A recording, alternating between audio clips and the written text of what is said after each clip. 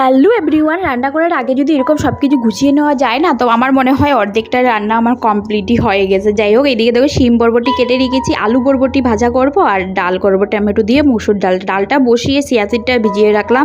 আমার বর স্নান করতে গেছে, আসার পরও খাবে।